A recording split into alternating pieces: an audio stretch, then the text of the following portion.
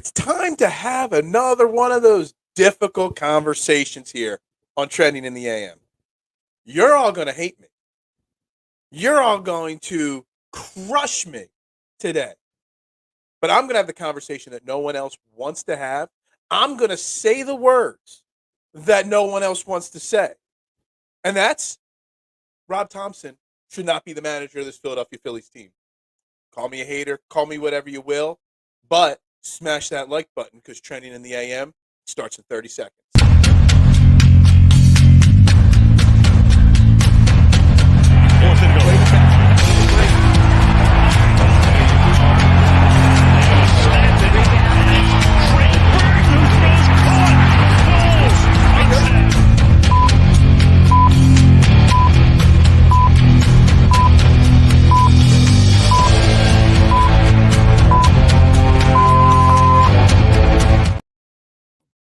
And a very good morning, everybody, and welcome to Trending in the AM, right here on Philadelphia Sports Network. We're live, Facebook, YouTube, Twitter.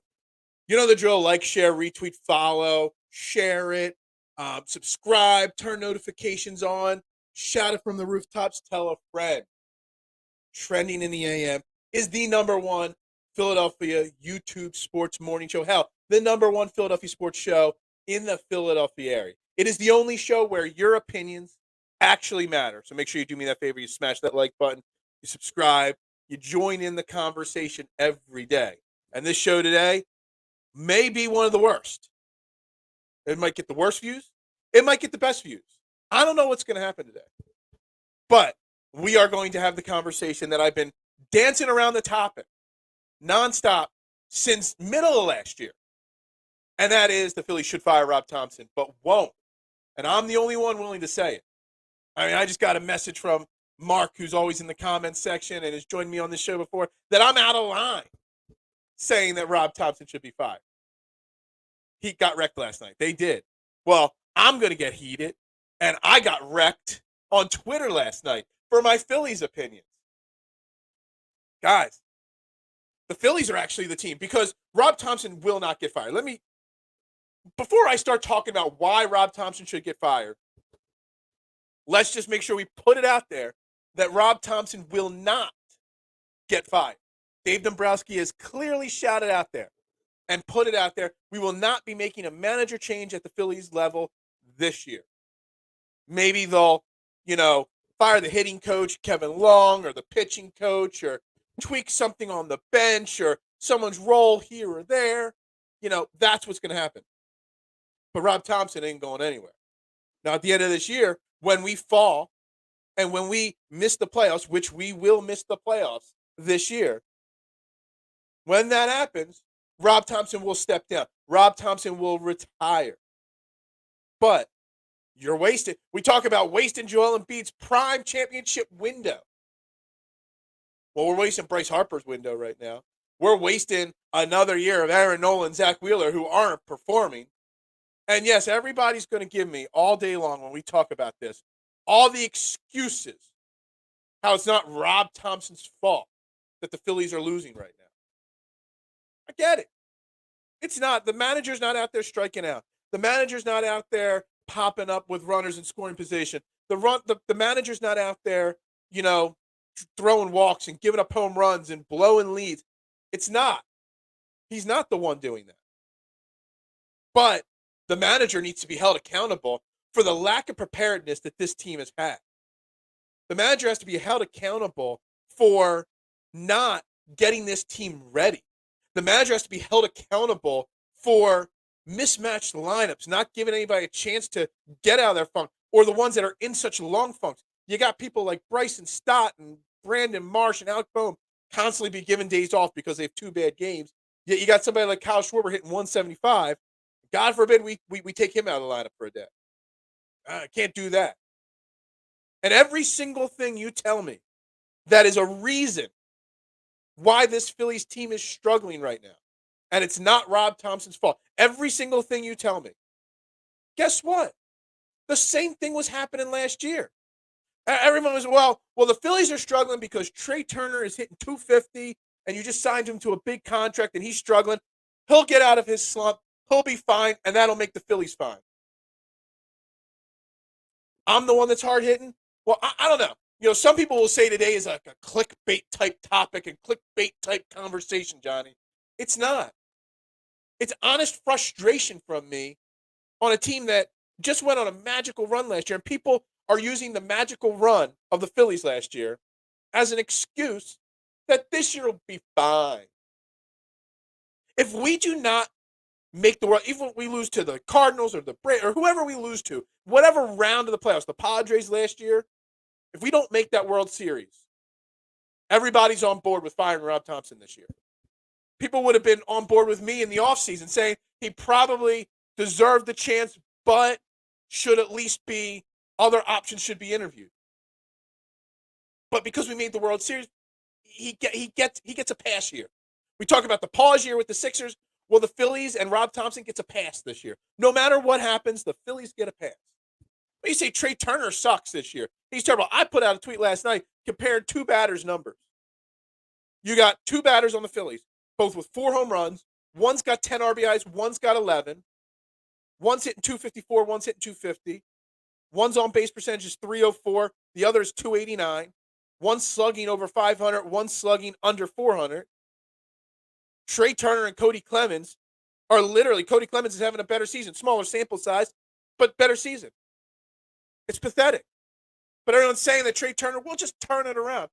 Didn't we have the same conversation last year about Nick Castellanos? When Nick Castellanos struggled last year, Joe Girardi didn't get the benefit of the doubt. And again, Joe Girardi needs to be fired before last season. Joe Girardi made it here, 2.5 seasons? And 2 seasons too long. He was the wrong manager from the get-go, and he should have been fired a year and a half into his reign. He made it almost 3 years. Doc Rivers made it 3 full years here. Shouldn't have made it 2. But we hold on to these managers far too long. When you realize a guy is not the guy, why waste your time? Why worry about, well, he had a magical run last year? And like I said, everyone said, well, Kyle Schwarber will turn it around. Well, this is the same exact Kyle Schwarber last year. Actually, he's a step down from last year. He's got 12 home runs, driven in like 20-some RBIs. But he's hitting 175, striking out at even a higher rate than ever before. Like, I don't understand every single thing we could point to. At least Joe Girardi's excuse was that Dave Dombrowski gave him Odubel Herrera and Didi Gregorius to start the season. At least Joe Girardi had that excuse working for him. I guess Rob Thomson can use the excuse, well, you gave me Dalton Guthrie and Cody Clemens. Like, it doesn't make sense why Rob Thomson, and me saying that Rob Thomson is doing a bad job and should not be the manager of his team, is such an uproar. Because he really isn't doing a good job. But see, the thing is, Marshawn, they're up and down every year. This is no different. We got into the playoffs last year on the second to last game of the year. We lose that second to last game of the year against, I think it was the Astros. We lose this game. We miss the playoffs. Rob Thomson never comes back. The offseason is completely different. We have a different team right now because maybe they don't spend the money on Trey Turner. Maybe they make different decisions. Who knows?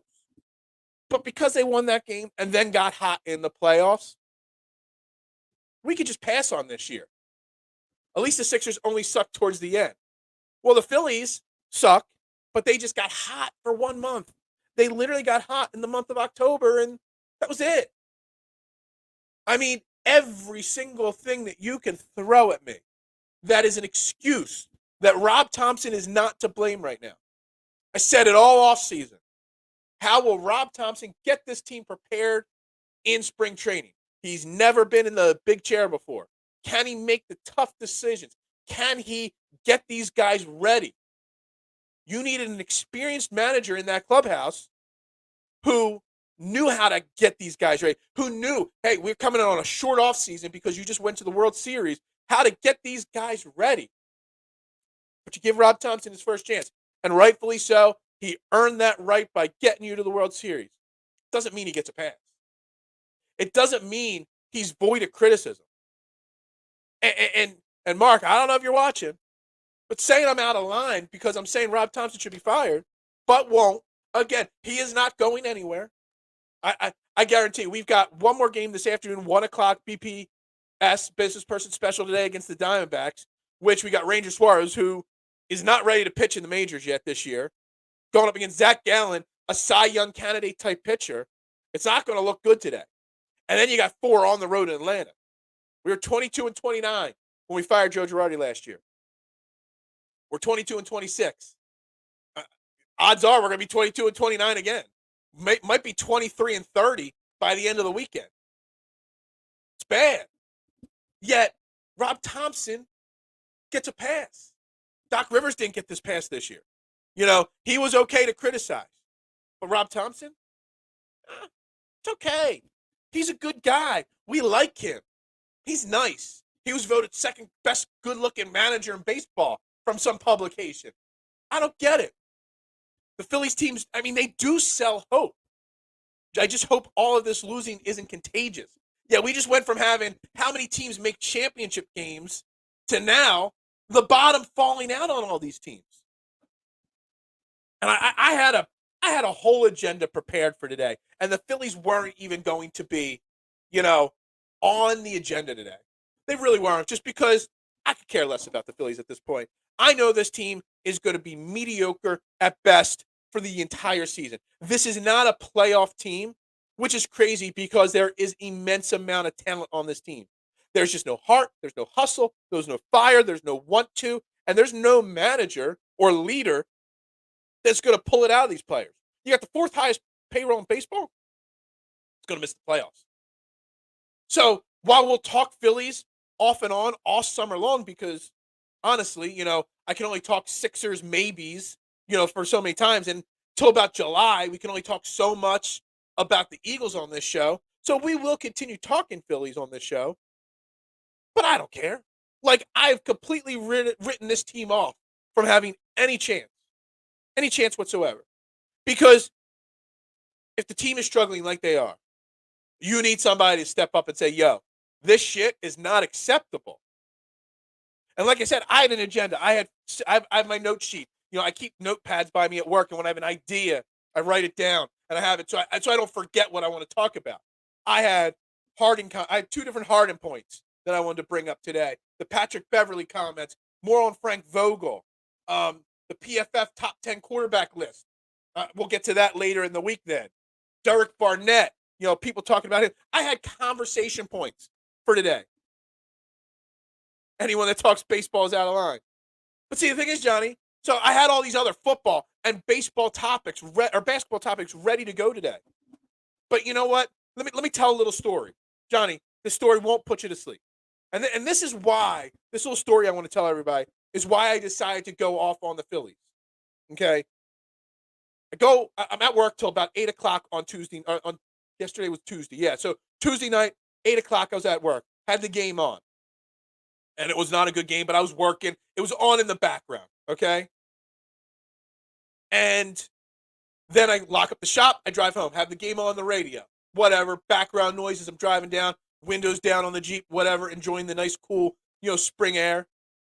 Then I get home. I walk the dogs. I feed the dogs. And then finally, about 30 minutes later, I sit down. Turn on the TV. And before the screen's fully turned on, I just hear boo, boo. And I know instantly that the Phillies did something bad.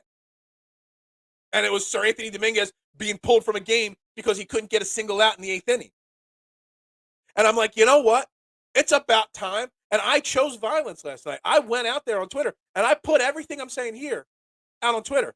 And everybody's coming at me saying, you're a hater, you're this, you don't know baseball. It's all the players' fault. It's so convenient. It's the coach's fault last year. This year, it's the players' fault. Next year, it's the coach's fault. This year, it's the players'. You choose what you want. Well, I'm choosing that. I chose the coach's fault last year, and it was right. Joe Girardi was the problem. I chose it was Doc Rivers' fault. He got fired. It was partly to him. It's both the blame. But when you have a $245 million payroll in baseball, 4th highest in baseball, and it's not performing, somebody has to be blamed. And the manager needs to be blamed in this situation. Yeah, I'm not taking the blame off of Trey Turner, Kyle Schwarber, Nick Castellanos, Aaron Nola, Zach Wheeler, the list goes. I'm not taking the blame off of them. But the fact that it's zero to blame on Rob Thomson, and that's what everyone's telling me, pisses me off. Star quarterback Cookus, I don't even know who that is. My Rays are wrecked. I don't even know. The Rays still good. Give me Kyrie Irving. That was going to be one of my kickoff topics today. And we may start the Kyrie Irving conversation later in the show and finish it up today and move into tomorrow with that conversation. But I just can't get over this Rob Thomson love. Dude, Doc Rivers will interview for the Suns job. I kind of want to see what would I be so hilarious to me. You know, obviously Boston won last night, so it's going to go to they're going to get the gentleman. They're going to get gentlemen swept by the Heat. They'll lose Game 5 to the Heat probably. But Joe Mazzulla gets fired. Then Doc Rivers goes and coaches Boston because there's already been that rumor that he'll go back to Boston. And then the Sixers make the second round again next year and get knocked out by Doc Rivers-led Boston team. That would be the ultimate troll job right there. Doc Rivers knocking the Sixers out of the playoffs. Oh, I don't ever punk out. I don't. I back up my facts, my statements with facts. I back them up with strong theories. And I don't care what people say to me. I don't care. So I would never punk out. I don't punk out when you bring up the USFL on here. I just don't understand why one magical month. And let me tell you something. I'm 42. I've seen 4 World Series appearances from my Phillies in 42 years. 4. Only one championship in 42 years. Only one. Last year was magical. When the Phillies are on those kind of runs, you don't understand how much it means to me. Like, baseball is my life. I love baseball. I wanted nothing else to be a baseball player. I just stunk. I couldn't play baseball. I love baseball. So when they're winning, it means so much to me. But when I see a team go out there with a gutless, energyless, lackadaisical attitude like this Phillies team does, attitude is we talked about this last year when I was pounding the table every day to fire Joe Girardi. Every day I'm pounding the table on it. And I said, you take on the personality of your leader, your manager in all sports. The Sixers took on Doc Rivers' losing mentality that it was okay to lose. And that's what you saw in Games 6 and 7 against Boston. It's okay to lose. The losing culture. Rob Thomson is lifeless. Does anybody check him for a pulse in the dugout ever? I mean, it don't look like he gives a rat's ass what he's doing. Like, nothing. He's just there. Now, let's remember something. Rob Thomson almost retired before last season. He was 1 foot out the door, ready to call it a career. They begged him to come back and stay on the bench under Joe Girardi for one final year. Then Joe Girardi had to get fired. He got promoted to interim. The players rallied around him. The players rallied around the guy that they loved on the bench, and it took them somewhere. And you had to give him. You only gave him a 2-year extension. Normally, when you have a manager that takes your team miraculously to the World Series, you got a 3, 4, 5-year extension. Not Rob, he only got 2. Because that just proved Dave Dombrowski didn't want Rob Thomson here. He just knew the fan backlash if he didn't give him that contract. Dave Dombrowski is as much to blame as Rob Thomson right now. Because Dave Dombrowski was brought here to get this Phillies team over the hump and bring a World Series championship, not appearance championship, to Philadelphia. And he chose appeasing the fans and giving Rob Thomson that full-time gig this year because he couldn't fire him. You know, he's appeasing the fans. And he's wrong for that. And he knows when he said a week or so ago, we're not going to make a managerial change in 2023. That's appeasing the fans because he knows that what I'm going through for speaking my mind, which is an honest mind, an honest opinion, with backed up reasoning behind it, not just flash in the pan hot take. He knows that will piss everybody off. But Rob Thomson shouldn't be the guy. If they fire Topper, who do they? I don't know who they replace him with. You probably promote somebody. Right now, it's going to be Kevin Long that gets the fire. He's going to be the one. They should not fire Rob Thomson. They should encourage him to make lineups that make sense. The pitchers. So basically, your manager needs to be managed. That answers your problem right there. That the upper echelon people above Rob Thomson have to coach him. Well, a manager shouldn't have to be, coached if you're the head guy of a baseball team. The pitchers and bats need to be on the same page. Look, Mark, yeah. But guess what? All these problems and every excuse you give me, Mark, on why this team is struggling, it's not Rob Thompson's fault. This team last year had the same exact problem. Kyle Schwarber stunk last year early in the season. He turned it around 1 month and then stunk after that. The big money addition, Trey Turner, who's struggling. Well, Nick Castellanos was struggling last year. Big money addition. Everything. We got to deal with Dalton Guthrie and Cody Clemens. Well, last year you had to deal with Didi Gregorius and Odubel Herrera in the lineup. All the excuses you're making for Rob Thomson, you could have been making for Joe Girardi last year. But you take on that personality. Rob Thompson's lineup construction is proving that he doesn't have the experience to manage a World Series caliber, a $245 million roster. And he can't manage it because he doesn't know how to. He's a great bench coach. And great bench coaches do sometimes make great interim coaches in a short window. And that's what he was. He was a short window. He had one good stretch when he first took over where they won, 15 out of 16 games. And then he had a great month of October that got us to the World Series. Outside of that, in between that mid-June when Joe Girardi was fired and October, he was an average at best manager. Really. You look at the numbers, they were a 500 team in that window there. What he did around the rest is why he's here.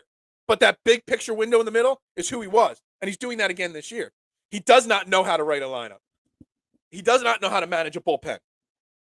He does not know how, when the going gets tough, he does not know how to light a fire under these players. That's exactly. We're making excuses for Rob Thomson. And the fan base in my comments on Twitter, on Facebook, Mark, and I love you, Mark. You are great. But you're making excuses. And the excuses wouldn't have flown last year under Joe Girardi. And I understand Rob Thompson's getting a pass because of that World Series run. But I ask why. Why is it okay to get, we don't want to accept the word pause year with the Sixers. We don't want to accept taking a step back to take 2 steps forward with the Sixers. So why is it okay to take a pass year this year? Because this year, unless something lights a spark, it's going to be a disaster. You think about it. We're going against Zach Gallen today, and then 4 in Atlanta. There's a chance we're not going to be 22-29. Hell, we might be 22-31 by the end of the weekend. They've lost 7 of their last 9 games. They're not trending in any positive direction whatsoever. You got people like Trey Turner saying, I'm in a slump. You've been in a slump since day 1 of the season. That's 50 games is not a slump. 50 games is a bad season. And people are saying it's early still. Well, it was early in April. Then it's still early in May. Now we're almost at June 1st here. It's Memorial Day weekend is right around the corner. And it's still early. We're almost 50 games into a 162-game season, and it's still early. Guys, it's okay. It's okay to say he is as much to blame as Trey Turner's slump. Again, Trey Turner's slump is eerily similar to Nick Castellanos' slump last year. And yeah, we got to the playoffs with it, but it took magic to get there. The only thing you could say that didn't happen last year that happened this year, and if you say that's and it can't be the only reason why we stink, is the Rhys Hoskins. We didn't have a major injury in our starting 8-9 guys last year. But actually, on the flip side, I guess you couldn't use it too. Everyone's like, well, Bryce Harper just came back and he's not fully engaged yet and all. Well, Bryce Harper missed over a month of the season last year. So, it's like, everything you say this year, what happened last year? Rob Thomson is not the guy to get this team back on track. And like I said, when we're 7 out of our last 9. We'll probably lose in the next 5 games. 4 against, the Falcons, the Braves, and today against the Diamondbacks. We got the next 5 games, we're probably going to go 1-4. So that means we're going to go, we're going to lose, what's that, 11 of 14. We're going to be out of it. The Braves are running away with the division again. And every time the Phillies play against the San Francisco Giants, Gabe Kapler somehow owns the Phillies. I've come to the realization, Blue City, that Gabe Kapler might not have been the problem. Well, he wasn't the whole problem. Matt Klentak was part of the problem, for sure. But Gabe Kapler probably got a bad rap in Philadelphia. Probably. But Mark making excuses because Mark's still got the good feelings from last year's playoff run. And let me tell you something, Johnny. When your team makes a magical run like the Phillies did last year, it is easy to be blinded by that. And there is still some of that. I wore my Phillies championship shirt like 4 days in a row on this show. Like, I get the wanting to hold on that last year can happen again. I get that. But the writing is on the wall. This season is shaping up exactly like last season. But the only thing that your spark last year that got you out of your funk was firing your manager and promoting everybody's favorite bench coach. Well, if you're not going to fire the manager, I thought Bryce Harper's return would be that spark that solved all the problems. Well, he's been back now for how many weeks? That didn't solve the problems. Something's got to give. There's no true leader that's going to smash a baseball bat into a Gatorade container in the dugout that's going to start cussing out the players. Like, something's got to give. Is firing Kevin Long, who's known as the best, like all year long, all offseason long, Kevin Long's the best hitting coach in baseball, or one of the best, and he's going to turn Brandon Marsh around, and Edmundo Sosa, and Christian Pache, and Cody Clemens, who's not as bad as I thought. But yet, he gets none of the blame for Trey Turner hitting 250, none of the blame for Nick Castellanos or Kyle Schwarber striking out at record paces. Kevin Long's going to be the one that falls on the sword. It's going to happen. And so is the pitching coach. They're going to be the ones. They're going to be the changes that are made. The hitting coach is always the first fired, when trouble arises in baseball. Well, they're going to take the bullet. They're the Secret Service guys diving in front of the shot at the press. Like, they're going to take the bullet for Rob Thomson. And is that fair? If Kevin Long is this great hitting coach, should he be the one taking the bullet because Rob Thomson can't write a lineup? That Bryson Stott's in and out of it at the 1 hole, the 2 hole, the 7 hole, the 8 hole, the 4 hole, the 5, all over the place. That Kyle Schwarber, who's hitting 175, cannot be dropped below the 5 hole. That Trey Turner struggling, says I'm in an awful slump. Let's bump him back up to the leadoff spot for a game. Like, is that Kevin Long's fault, or is that Rob Thompson's fault on how he's writing the lineup? I don't get it. The Nationals won the World Series without Harper. So you're saying, Blue City, that the Bryce Harper's the overrated part? Like, I don't know what you're saying there. Bryce Harper is still the lifeblood of this team. And the problem with Bryce Harper is that while Bryce Harper is the best player on this team, and while Bryce Harper is the on-field leader of this team, and things would be different if Bryce Harper's playing the field, he's the on-the-field leader. He's not the guy in the locker room that's going to hold players accountable. When Kyle Schwarber is struggling and popping out and striking out at record paces, he's not going to call out Kyle Schwarber. He's not that kind of guy. But you're missing this Darren Dalton type guy or Lenny Dykstra type guy from the '93 team that didn't give two shits if you didn't like him or not. He was going to call you out for the problems. That's what this team's lacking. It's the exact same thing that this team was lacking last year. A true leader. Now maybe that true leader was Rhys Hoskins, and not having him around right now is maybe hurting. But that's when your manager needs to step up. And Rob Thomson's not doing that. Like, Rob Thomson, like, when you listen to him talk, when you look at the dugout, when the camera flashes to it doesn't even look like he's paying attention. He's just like No personality. No energy, no fight. Doesn't even get, like I said, I'll take it back to the very beginning. Again, make sure you're hitting the like button on this video. We got 8 likes on the video. This week's been a rough week on views. I've been crushing it in views, growing this community, and I love this community. But I need likes, I need views, I need shares right here on Trending the AM, because this is the only place where your opinion actually matters. So make sure you hit that like button. Make sure you share this show out wherever you can. I'd greatly appreciate it. Like, Rob Thomson needs to be the guy that steps up. Like, a players only meeting right now, would that even do anything? Because a players only meeting needs to have somebody that's willing to step up and call the team out. Say, I suck and all of you suck. We need to do better, or this is going to be just the way the season goes. But since you don't have that person, a players only meeting ain't going to work. So what you need is someone like Rob Thomson that's going to close the locker room off to the player or to the media, slam the door, and say, guys, y'all need to get your shit together, or we're all going to be held accountable and be put out of a job. You want me to be a Yankees fan? There is zero chance of that. Zero chance of me being a Yankees fan.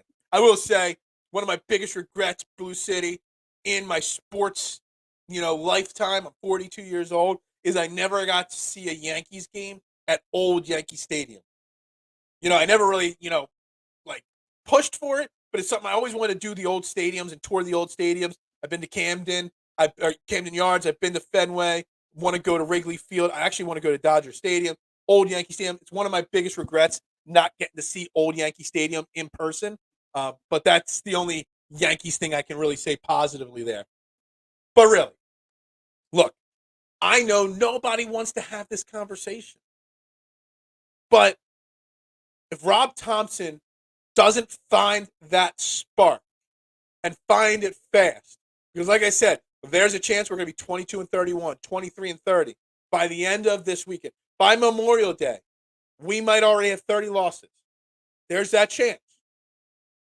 It's going to be harder and harder. You can't just every year. Last year, you had that magical run. You got hot when Rob Thomson took over, and you got to the last day, you get into the playoffs, you get hot in the playoffs. That's great. But you can't expect that to happen every year. You can't project that this team is just going to snap a finger and be great again on a moment's notice. It's just not going to happen. For as much as it's Rob Thomson's fault, it's just as much as fault of Dave Dombrowski not already saying that he's not going to hold Rob Thomson accountable. Him saying the other day that we are not going to make a managerial change in 2023 basically just told Rob Thomson, I'm good. I got my job. Nothing's going to happen to me. I'm not going to be held accountable. I told the players, if we suck, we're not going to be held accountable. Dave Dombrowski's got to be held accountable as well for building an improper roster. I mean, he spent his whole offseason trying to get Trey Turner. I said it, and I got crushed on this show when I was on my previous network, saying the Taijuan Walker deal was a bad deal. You either need to spend more money on a better pitcher or get more pitching depth with like 2 pitchers for that price. Now you look at it, and we're stuck. Dylan Covey last night. This guy is not a good pitcher. But Dylan Covey went and did a Phillies thing. I feel bad for Dylan Covey. Comes to this Phillies team. It might be his last chance to pitch in the majors. And he goes out there with this starter. Matt Strahm starts 2 innings, and he comes in for 5, which I still can't get over, having a starter for your starter. It's the most over-analytical bullcrap that I've ever heard of.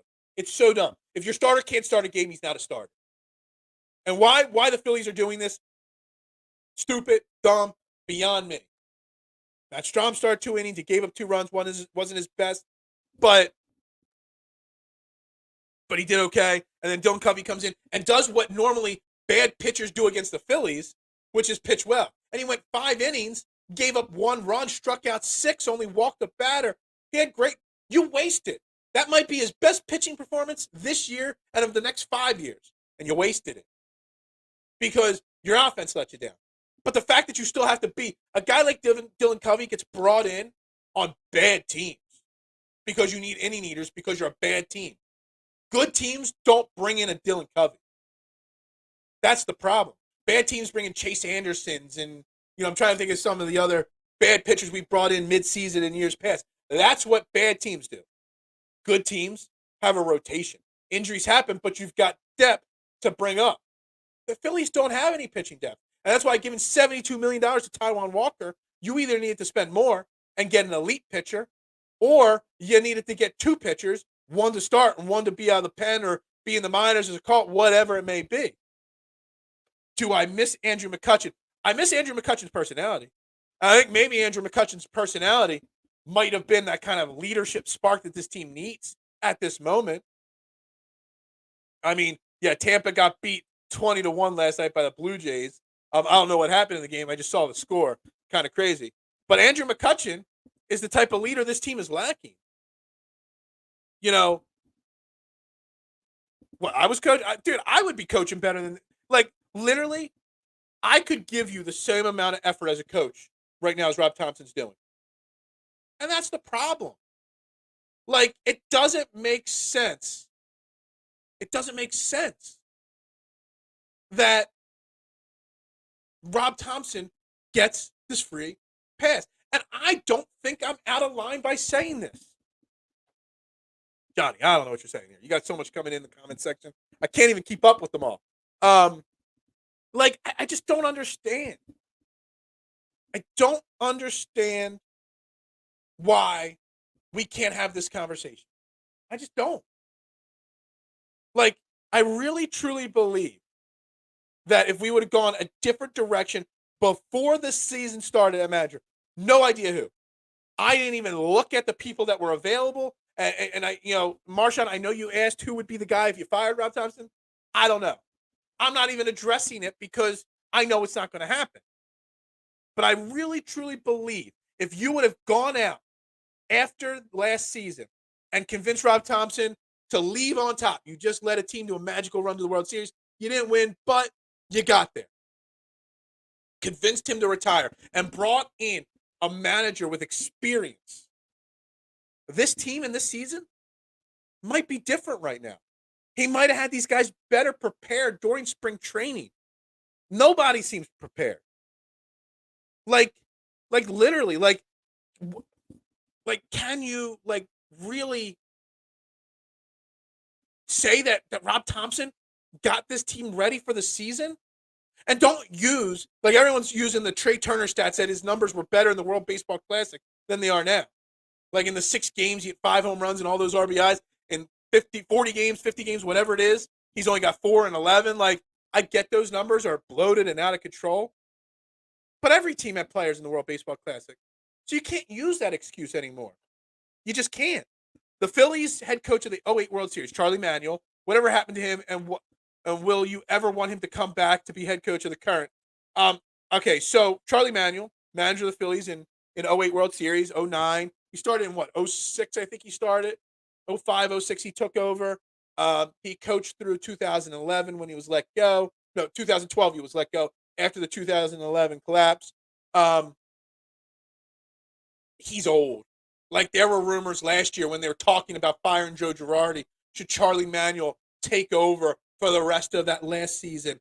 And he's just health-wise. I'm not saying he's sick and dying or anything like that, but he's older. He's beat up. He's got health issues.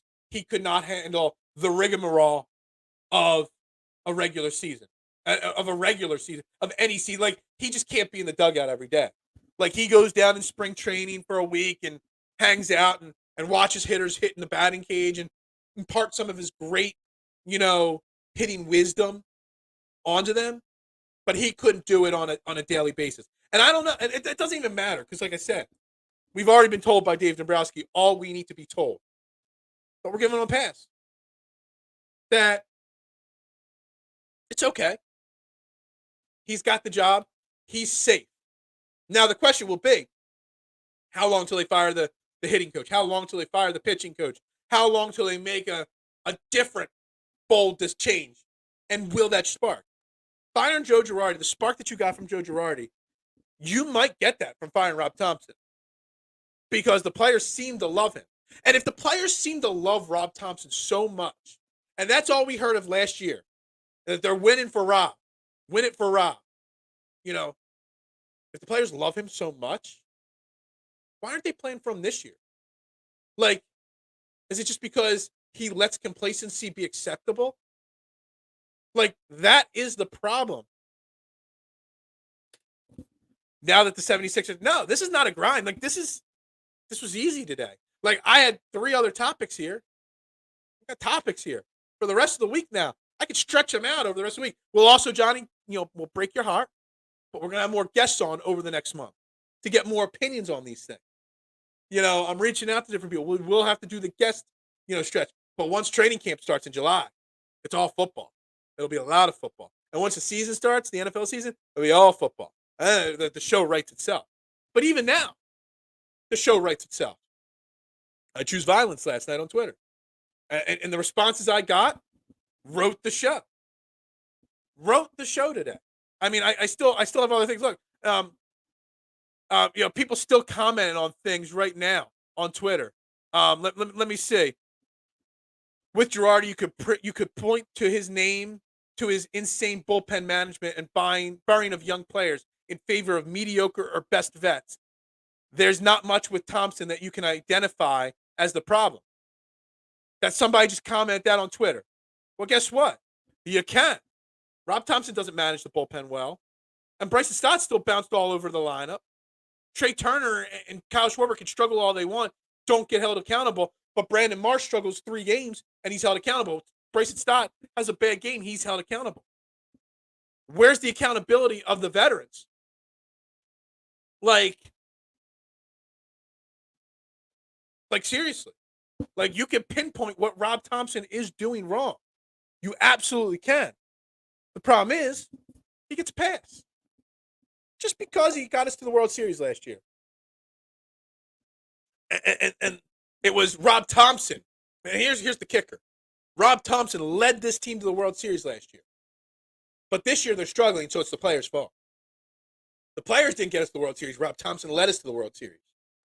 But because it doesn't make sense. Marshawn, you want to talk Kyrie Irving? We got about 15, 20 minutes to go in the show. We can switch to a little bit of Sixers talk if you want.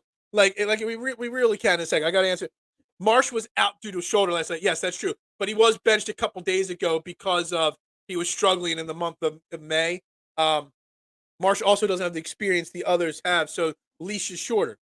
But we blamed Joe Girardi last year, Mark, for not giving the young players the leash. Like playing Didi nonstop over, Bryson Stott last year. Bryson Stott was struggling last year. Don't get me wrong. I mean, he was hitting 150 for the first month of the season. I get that. But Joe, we blame Joe Girardi that if Bryson Stott would go for 4, he'd sit the bench for 3 days. But now it's a different story. Like the Joe Girardi to Rob Thomson comparisons are so similar. But yet the optics are different because we made that run last year. You want no parts of Kyrie Irving? So you don't even want to have Mark. Well, we'll let Mark make the next comment. Do you want me to keep talking about Rob Thomson, or do you want me to talk about Kyrie Irving versus James Harden, Mark? The next comment that you put up there determines the course of the next 20 minutes of this show. I mean, I think that is legitly how we run this. Because, again, I could keep going on Rob Thomson. I can make this show 100% about Marsha. I said no. I said Mark's answer is the answer that we have to that we're waiting for. We're waiting for Mark to say Kyrie or Thompson, one or the other. That's how the trajectory of the rest of this show goes. Who do we want to talk about? Kyrie or Rob Thomson? Kyrie Irving or Rob Thomson? Mark, we're waiting on you here. Mark, answer, Mark. Come on. If you don't answer in the next 30 seconds, that means you want Rob Thomson to be fired. Does that get you to make an answer? I mean, I could go on and on. And you know what? Probably how today goes, we'll answer how tomorrow's show goes as well. Irving from a long time ago. Irving from any time. Truly the most interactive sports talk show. Yeah, it's like I'm letting you decide what the topic is. He's having trouble keeping up. Well, that didn't answer the question. Closed caption. I didn't even know that was an option. That's interesting. I don't even want to know You know how they mispronounce and misspell stuff, on that. Yeah, I'm talking baseball in spite of chats. Yes, I am. It is what it is. I love baseball, Johnny, and that's the problem, Johnny. Like chats, baseball isn't the hottest topic to talk on a regular basis. It's a long season. It's really hard. And yes, 10 likes is unacceptable on this video. This week, Marshawn, I won't lie. I've had some great momentum in my 7 weeks on Philadelphia Sports Network. Immense amount of growth. This community is growing nonstop. But man, let me tell you something. The drop off this week, it's been brutal. That's why I put such a clickbaity type title. Rob Thomson should but won't be fired, hoping it would click a few more people. But it is what it is. Is Thompson getting the doc? You mean getting a full season pass, even though he should be fired mid-season? Absolutely. Absolutely. Did I watch baseball with my dad? Of course. My dad took me to a lot of baseball games. Some of my greatest memories, my father passed away in 1999 when I was 18 years old. A lot of my greatest memories, I couldn't go to a sporting event for a while after he passed away because I just couldn't do it. Baseball, like the first time I heard my dad ever curse. And Johnny, you're not a Phillies fan, but you know what I mean when I say Joe Carter versus the Phillies. The first time I ever cursed was that. He's like, because when Joe Carter hit that home run in the '93 World Series to win the series, that he was pissed, and I was like, wow, you know what I mean? Find it a father son love relatives seal the deal for baseball fans. Absolutely. There's something about it. Blue collar working family. There's 5 of us stifle kids. You want to take your kids out something to do in the summertime. Back in the late 80s, early 90s, you could go to a Phillies game. You could take a family, and you back then you were still allowed to bring a cooler into the stadium and stuff like that. He could bring us to a Phillies game on a Sunday, $3 to $5, general admission in the upper deck of the old Veterans Stadium. You could go for $20 and take a whole family. Now that family, you have to spend $300-400 for a family to go to a Phillies game.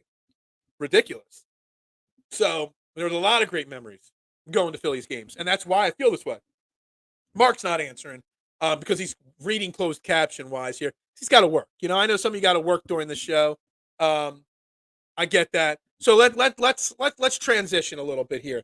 Let's talk a little Sixers here for a few minutes to wrap up this show over the next 15 minutes, and then we'll pick up the Sixers conversation tomorrow. I got Dylan Davis, my old partner from my previous network. He's going to join me tomorrow.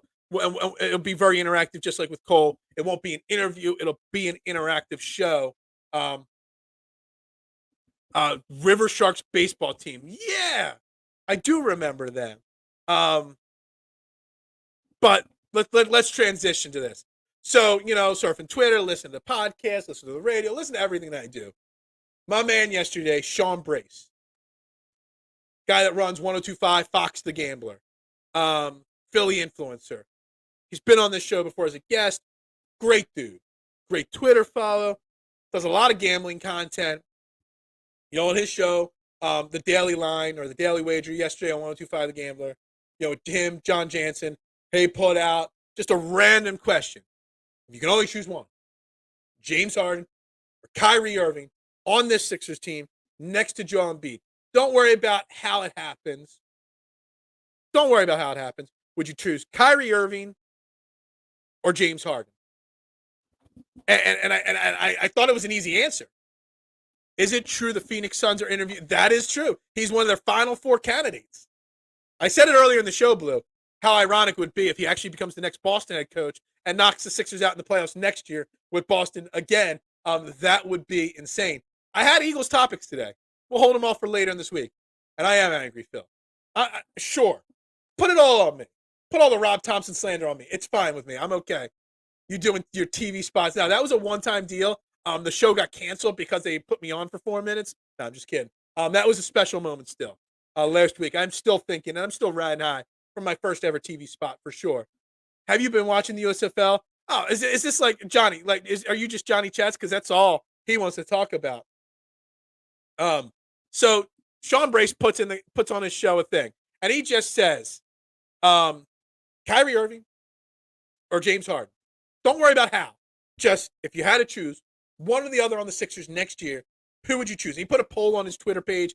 And it was like, the last I checked, like 2,000 votes, it was like 50-50. And I can't believe, as all the crushing of James Harden we've done in recent weeks, recent months, all the crushing of him. Everyone was crushing Doc Rivers. Then we heard we fired Doc Rivers because of James Harden, so everyone started crushing James Harden. Now, you throw Kyrie Irving into the equation, and everyone's saying, no. We'd rather James Harden over Kyrie Irving. And I think it's, without a shadow of a doubt, if you're going to choose one or you're going to choose the other, how in the blue hell are you not choosing Kyrie Irving over James Harden? Someone told me last night when I tweeted that out. Like, well, Kyrie Irving only averages 6 or 7 assists a game, and James Harden averages almost 11. Well, James Harden led the league in assists, and we still got bumped in the second round of the playoffs because we had nobody that was willing to take the big shot in the big moment. You're missing that guy that could be that elite crunch time scorer. And you got a guy like Kyrie Irving, who's 2 years younger than James Harden. He doesn't play a lot of games. He gets hurt. He misses games for his off-the-field issues. But James Harden has just as many off-the-field issues, has just as many work ethic issues. On the court, speaking solely, Kyrie Irving, at this point, is 10 times the player that James Harden is. And I think it would be silly for anyone to rather, if you're just going to say, give 4 years, $200 million to James Harden or Kyrie Irving, and you're going to choose James Harden, you got something loose in your head. Like John Jansen, Sean Brace's partner, was like, no. I want nothing to do. No. I want no to do with Kyrie Irving. And I'm like, dude, you're really going to choose James Harden after what we just saw in Game 6 and Game 7? You're really going to choose James Harden over Kyrie Irving? I will take all the off the field or off the court controversies. I'll take them all to get a guy like Kyrie Irving that in crunch time will take the big shot. I do TV. I do. Somebody that actually will take the big shot, that won't pitter-patter till 4 seconds left in the shot clock, then give Joel Embiid the ball in a double team at like 40 feet from the basket and say, go do something. Like, Kyrie Irving wants the ball in crunch time. Heck no to Kyrie Irving. I'd rather keep James Harden. But if you ask me Jimmy Butler or James Harden, no. Like, what did you not see? Like, James Harden can't get to the rim anymore. James Harden can't finish strong. James Harden doesn't have that speed anymore. Kyrie Irving does. Yeah, he's a disaster. He is. But he's got championship pedigree. He's got big game moment pedigree. James Harden, he doesn't have it. He doesn't. And I can't believe there's so many people that just crushed James Harden that now want to keep James Harden because Kyrie Irving is the other option. I need our number 2 option. You said this 100 times. Guess what? Kyrie Irving wants to be the number 1 option. James Harden, before he came to Philly, James Harden said before he came to Philly, he didn't want to be the number. When he was in Brooklyn or before he left Houston to Brooklyn, said he wants to be the number 2 option. So it extends his career. Like, he doesn't want to be the go-to guy. Like, he flat out doesn't want to be. He's more comfortably the number 2 or number 3 guy. Kyrie Irving does not shy away from the big shot. Kyrie Irving doesn't mind being that go-to guy when you need a bucket. You're down 4. You got 1 minute left to play, and you need a big bucket. You give the ball to Kyrie Irving, and he goes and gets that bucket. Kyrie Irving, every day, and twice on Sunday. I agree with you 1,000% on this. Like, I don't even know why we have to have this conversation after what us Sixers fans just witnessed in this playoffs, what we just witnessed this season. Like, I don't even understand why this has to be a conversation. Like, it's a great topic to bring up. It creates debate, but large pizza with it. Oh my God, no. Get it out of here. Get it out of here. Get it. Irving is not a playoff guy. What happened with Cleveland and LeBron James? Wasn't he the one taking the big shots at the end of the games over LeBron James when they won the NBA championship a few years ago? Like, Kyrie Irving is a playoff guy. He's a big moment guy. He disappears in the regular season when he's off doing whatever suspension-wise and COVID, whatever. He's got his off the court issues, no doubt about it. So does James Harden. Every time Doc Rivers gets fired, every team he will get hired from another team. How does Doc keep getting fired and hired? Because he's one of the best coaches in NBA history, supposedly according to a list amongst big time people that wrote the list. Like, because some list put him there, he's great. I don't know. Yeah, exactly. That's what I just said. I mean, Irving is not a playoff guy. He literally won the Cavs. LeBron didn't win that finals. Irving won that finals for that championship for the Cavs. Like, he was massive. Like, I don't even remember a moment of that series with LeBron. I remember Kyrie Irving taking the big shots at the top of the key. Like I remember Kyrie Irving knocking down winning 3-point shots. I think this is an interesting question, Blue State. Would I take Jimmy Butler back? Excuse me. Excuse me for a second. I've been too mad and angry today. Like, my voice is like a little. I'm not gonna be able to answer the phone to take that order for the large anchovy pizza today because my voice is all, spazzing out today. Would I take Jimmy Butler back? Yes and no. Look, Jimmy Butler, playoff Jimmy Buckets, is one of the best playoff basketball players of the last 25 years. Like, there's no doubt about it. But how old is he now? How much wear and tear has he been on the body? Like, if you're saying just bring back Jimmy Butler to pair with Tyrese Maxey and Joel Embiid, like, what's the window there? Like, does he really got it for another 5 years? I don't know. I'm looking, honestly, really, like, the Kyrie Irving thing is fun, but I'm looking at somebody. I want somebody, if we're not going to have the pause year, which everybody hates that phrase, I want somebody that can be here and be a 4-year, like, championship pedigree type player. Like, that's why I'm even sliding away from Dame Lillard talk for the most part, because he's 32 as well. Like, does he got 4 more years of killer elite play? I don't know. And so that's the thing with Jimmy Butler. Like, I would love it. I still got my Jimmy Butler jersey hanging right there with the Sixers. Like, it'll never come. It felt like this morning when I turned the computer on, it's like, why is there so much light on the screen? Like, oh crap, my Jimmy Butler jersey fell over, and I had to dust it off, hang it up, make sure it was still there, because Jimmy Butler's always got to be there. Kyrie is not scared of the moment. My only issue with having Kyrie on the team is we will be too small in the backcourt. Yeah, Kyrie and Maxey in the backcourt, but you're saying Maxey can't be a primary ball handler. Kyrie can. That's when then you have to do roster construction. Jalen McDaniels at your 3. You got to get some lengthy 3s and 4s that can really guard. And you really would have to convince Joel Embiid to stay down low and cover the lane, like, even more so than normal. Like, there's got to be something else that would give there, because you would be very small defensively in the backcourt for sure. Remember the LeBron James and Dwayne Wade era with the Miami Heat when they played here? Of course I remember it. I mean, how can I forget it? The big 3. Of course I remember that. Give me nobody. Like, I love it. You guys, this community we got growing here, I love you guys, man. You ain't gonna let a thing slide, are you? I had trades for today. I went and did more trade. Like, I brought up with Cole yesterday 3 potential trade candidates, and we'll go over them tomorrow again. But I have 4 more trade, things with Tobias Harris to try to. But every time I try to come up with a trade for Tobias Harris to get off that contract and bring more athleticism or a wing player or something that would benefit this team, I'm like, well, somebody else can beat that. Like, someone can seriously beat that.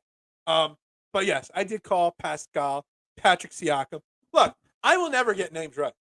If you're gonna watch this show and be part of this community, you got to accept that I will butcher names, the pronunciations. I will like, literally, Marshawn, last year on the show on a lesser network, a lot less people like. I mean, only 11 likes. It's not much better. It should be like 20 likes on the video today, but we're only at 11 likes on this video.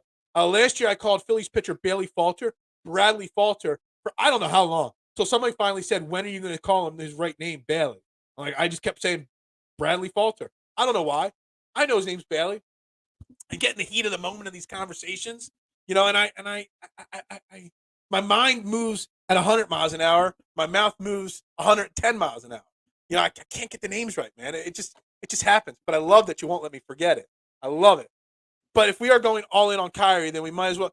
Exactly. I get it. The Kyrie conversation is just because I thought it was an interesting talking point brought up by Sean Brayson. I love Sean Brayson and his work he does. So I'm giving him credit. This is not my idea. This is Sean Brace's idea. And I just thought it was an interesting talking point. And we didn't really spend a lot of time on it. So we will bring that back into the conversation tomorrow. And what should we do? We didn't bring up Frank Vogel today. We'll bring that in the conversation tomorrow as well. Why so many people are against Frank Vogel? Shout out to you for remembering me saying the number 2 option. Absolutely. I remember what you guys say. I do. I try to, at least. Will you take Dame Lillard or Fred VanVleet to play for the Sixers? Fred VanVleet is a different one. A different conversation. Because he's not in the Dame Lillard, Kyrie Irving stratosphere. He'd be a nice addition. If we're going to go through the pause year conversation, which we don't have time to get back into that right now. If you're going to have a pause year, Fred VanVleet might be a nice option to be that ball handler for them. If I called and said, I will order 5 super pizzas, but only if you say USFL is great. As long as you're paying for it, I'll say whatever you want. Full price, of course. Unless you're going to be like all the customers yesterday, that were trying to nickel and dime me. I don't get it. People don't nickel and dime the local Walmart or the Domino's or the food store. They don't call the people out for saying, I don't know about it. You raised your prices because, and I guess it's up to us to cover the additional cost for the cost of goods. You don't do that at the food store.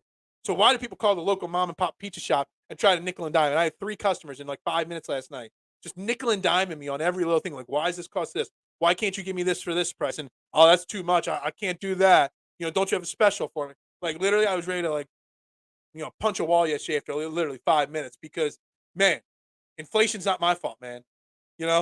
I'm not running a business to lose money, man. Fred VanVleet would be a nice addition exactly. Fred VanVleet can't be the only addition unless we're just accepting the pause year term, which again, I think the pause year term is fine. I think it's overrated. We'll get back into that conversation tomorrow for sure. You goof on Kyrie about the flat earth, but guess what? I was out sailing and my boat whoosh right off the side. Well, if your boat went off the side, Johnny, what, did you jump out before it went off the side? Swim back to earth? Is that what you did? Everybody wants to turn a profit, man. Kyrie has his moments off court, but wasn't James Harden part? James Harden was in freaking Vegas slapping people outside a club on his day off. Like, seriously. Like, and it comes out during the season, Doc Rivers, because Doc Rivers, and this is one thing that he did do well. He did stick up for his players, and Doc Rivers said, yeah, we said it was cool. But then it comes out after the season ends that Doc Rivers was not cool with James Harden doing this party and whatnot. I would pass on all 3 of them. I would support the local mom and pop shop like me. That would be the way to go. You always support the local places. Don't support the big chains. Although Papa John's and Little Cedars and Domino's, they are franchises. People often say don't support franchises. Franchises are owned by local people normally too. So that's a little thing. Little side note: when you own a franchise, it doesn't mean you're not like I own a franchise. My pizza shop's a franchise, small franchise, mom and pop franchise. But you know what? It's run by somebody that's lived in the town for 20 plus years. So it's very important. Oh, you were in outer space. Okay, gotcha. And then gravity took you back. Okay. Pause year looks imminent because the Harden space doesn't materialize. Absolutely. It's going to have to be Daryl Morey. I'm an anti-Daryl Morey guy. Y'all know that. Daryl Morey has his work cut out for him. Like what this roster looks like on opening day next year, like, I don't know. But if it looks anything less than a pause year, like, that means Daryl Morey's better than I give him credit for. Because I don't know how he's going to work this out. We all thought that LeBron's was going to be a Sixer. Hey, LeBron James had an interview with the Sixers. He's actually, if he doesn't play for the Lakers next year, the Sixers are the second favorite team in a betting sportsbook. I saw it floating around. You can bet what team LeBron plays for next year. Second favorite, Philadelphia 76ers. Kind of crazy. Papa John got that garlic butter. Every pizza shop's got garlic butter. They just don't all throw it in for free. It costs money. Why would I throw that shit in for free, man? Yeah, breaking news. It's not breaking news. We all know. We all saw the report. Like James Harden got a pass during the season. Doc Rivers just played the better man by saying it was okay. We approved it, whatever. When realistically speaking, probably nobody on the Sixers wanted James Harden out there partying 2 days before a playoff game. The next coach better find ways for this team to be competitive without Harden and then be big free agent swing in 2024. Yeah. I don't know. I don't know what's going to happen, guys. I really don't. Will you right here, right now, disavow slapping people in Vegas when you're bored? Dude, like, I just don't get it. It was kind of like sweat. Like, I don't even know if we really covered it much on this show. Guys, you got some of you guys in the comments are here every single day with me. Did I even talk the Harden slap thing much on this show? Like, I kind of feel like I even brushed it under the rug because I felt like it was okay. Like, I was even giving it a pass, and it wasn't. It shouldn't have been. Like, I don't know. That's right. Great show. Appreciate everybody's comments. And I think when Marshawn says great show, that means the show's over. Like, it does. I think it's time we wrap it up. We're over past the 9:30 mark. I try to be done at 9:30 most days, unless I start making money. And the only way I can make money is if more people like these videos and share it out and tell their friends. And if we're having 20, 30, 40 people comment in every show, then maybe I can actually start making money doing this. It would be nice. So, I got to wrap the show up so I can get to work because I got to work. I got to make the pizzas. But if we get the show to a certain point, and we're getting there, it's going to get there someday. There's no doubt in my mind. And I can actually make some real money at this show. Then I can get to work late. I can do that. But we got to make money. We got to tell everybody. Phil's got stuff to do, fam. 1 more hour would be great. Like, I would love to do 1 more hour. I would love this to be a 2-hour show every day. I would do 8 to 10 every day. No problem. It would be fantastic. But we got to get it there, guys. I got to get it to that point. I would do that and then come back in the afternoon for another vent session with y'all. But, yeah, no, it's not an endorsement. It was just the top shirt in the clean pile, man. Yeah. Anyway, we're going to wrap it up right there. Trend the AM right here on Philadelphia Sports Network. Like, subscribe, follow. We only got 11 likes on this video. Let's boost this up, guys. Let's make this happen. Tomorrow, Dylan Davis, my buddy, former partner at my old network, will be joining me. He hates when I get fired up about the Rob Thomson stuff. We'll talk more Sixers tomorrow. We'll start the conversation for the Eagles. Friday, we are going to try to do as much Eagles as possible on Friday. We're going to try to do as much football. I saw PFF the quarterback rankings for 2023. Jalen Hurts was ranked 7th on the list, and it kind of infuriates me a little bit. The list was actually pretty good, except for that part. So we will get into football. We will try to do as much football as possible on Friday, guys. So everybody stay tuned. We'll see y'all tomorrow. Like this video, subscribe for Philadelphia Sports Network. I'm Phil Stifle. Y'all have a great day. And Phillies, Dave Dombrowski. Fire Rob Thomson.